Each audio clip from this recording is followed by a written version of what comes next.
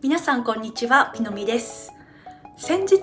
初めて眉毛のお手入れのためにハリウッドブローリフトっていうものの施術を受けてきましたので、実際に施術を受けてみて仕上がりであったり施術を通して感じたこと、中にはこれは施術前にちょっと知っておいた方が良かったかなっていう点もあったので、本日はそちらについてお話ししていきたいと思います。個人的に人と話をしている時に周りに印象を与える顔のパーツで大きなポイントって歯と眉毛、この2つ結構大きいと思うんですよね。どう思いますか？結構人と話をしている時に無意識に見てしまう点じゃないでしょうか。もし今現在眉毛難民だなって思ってる方であったり、ハリウッドブロー自体気になってるなっていう方いらっしゃいましたら、本日の動画参考にしていただければなと思います。こちらのチャンネルでは主に私の実体験を交えながら肌や歯に関すること、そしてライフスタイルなどを発信しているチャンネルになります。もし本日の動画少しでも参考になりましたら、高評価とチャンネル登録の方よろしくお願いします。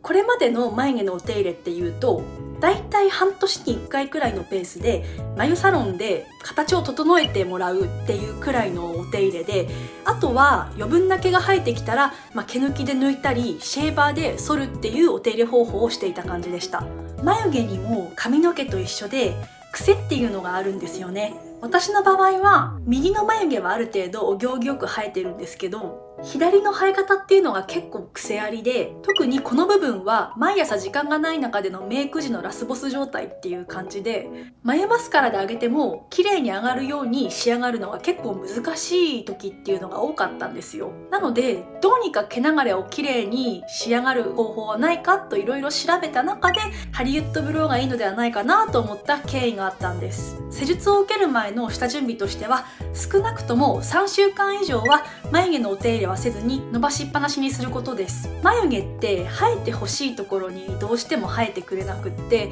ほんとどうでもいいところボサボサになって生えることってありますよね。私もどうでもいい場所に結構生えてきて、それがやっぱその伸ばしてる期間もどかしいっていうのが、一応感じていたところです。関係ない場所だから抜いてもいいかなっていう風には毎回思ったんですけど、なんとなくそこは他の必要なところに生えてくる消し浮きにも関係ありそうだなっていう感じがして、一応我慢をして最後の施術まで伸ばしていった感じになります。あと 0.7 ミリ以上の毛の長さがないとパーマをかけることができないみたいなので、そこは念頭に置いといた方がいいかもしれません。そして施術当日の流れとしては、まず最初に眉毛全体にパーマをかけていって、その後にワックスで不要な毛の部分をなくしていって、最後にワックスの範囲内の毛の部分をピンセットで抜いていくっていう流れでやっていきました。所要時間としてはだいたい1時間とちょっとくらいだったと思います。ここからは施術直後の写真を見ていきましょう。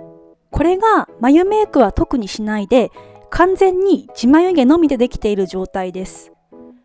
施術前と比較してもかなり毛流れが良くなっているのがわかりますよね。こうやって見る限りがっつりメイクをしなくてもいい日は眉毛のメイク不要じゃないかってくらいの完成度ですよね。ここに眉尻の部分と一部を書き加えたらこうなりました。個人的に気になっていたのは、お風呂とか洗顔とかの後はどうなるんだろうかなって気になっていたんですけど、こちらが翌朝顔を洗った直後です。水につけるとこんな感じで毛流れも落ちてしまうので、ブラシで整えてあげる必要があります。それで整えてあげるとすぐにパーマの効力によってちゃんと整った形になってくれるので、とっても簡単でした。ここからは実際に施術をやってみて本当に良かったなと思った点であったり注意点、さらにはこれポイントだなと思った点について説明をしていきたいと思います。まずは良かった点です。これは毛流れの癖が改善されたので、圧倒的に眉毛のメイクの時間っていうのが、時短になったっていうところだと思います。これってやっぱりハリウッドブローリフトをやる利点そのものではないでしょうか。普段の生活でがっつり化粧をする時以外だったら基本的に眉尻は描き足さずに、このまま眉毛に関しては化粧をせずに出かけられるくらいになったので、もう本当にここは一番満足しているところだと思います。あと施術をやる前にぜひ知っておきたい注意点だと思ったのが、眉毛に立体感がなくなってしまったっていうところでした。眉毛もともと結構毛の量っていうのが多くって、ふわっと立体感がある感じだったんですね。全体的に毛の量が多い人が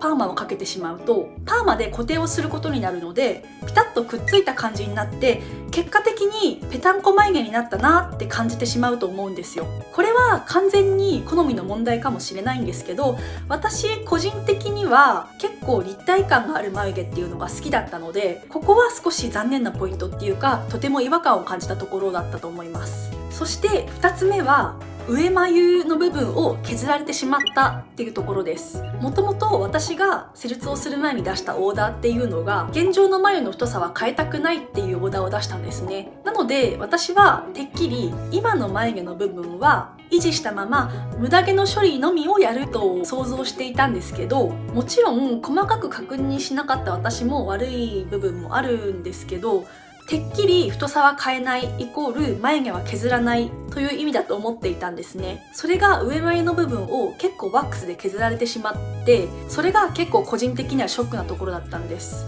一度必要な部分の毛を削ってしまうと、なかなか元通りに生えてくるのって時間がかかるし、最悪の場合は生えてこないっていうこともあり得るんですよ。なのでハリウッドブローで毛流れを良くする仕組みの一つとしては、完成形にあたる形の上の部分を削ってですね、そこで下の毛を上げることによってカバーをするっていう仕組みになるんです。もし上眉を削られたくないっていう方がいましたら、ハリウッドブローリフトをやる前にぜひ検討する部分なのかなと私自身感じたところでした。パーマの効き目っていうのが持って3週間から4週間ぐらいとのことなので、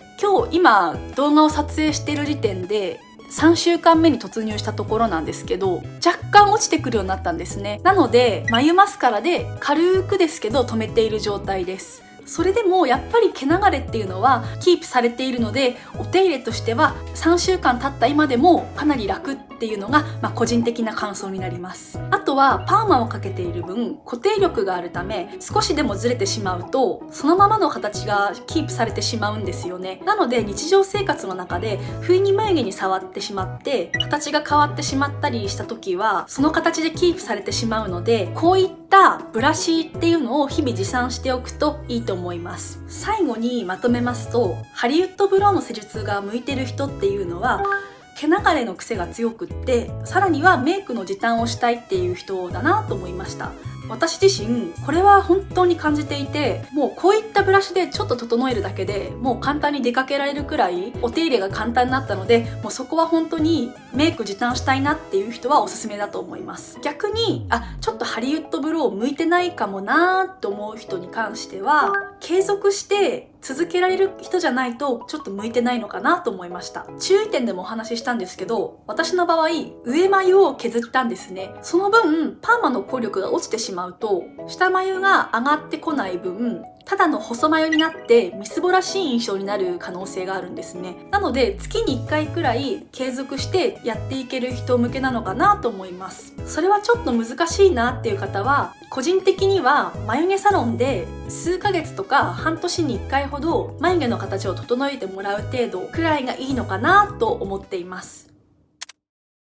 はい、いかがだったでしょうか。本日はハリウッドブローを受けた際のレビューについてお話をしてきました。もし本日の動画少しでも参考になりましたら、高評価とチャンネル登録の方よろしくお願いします。それではまた皆さんお会いしましょう。またねー。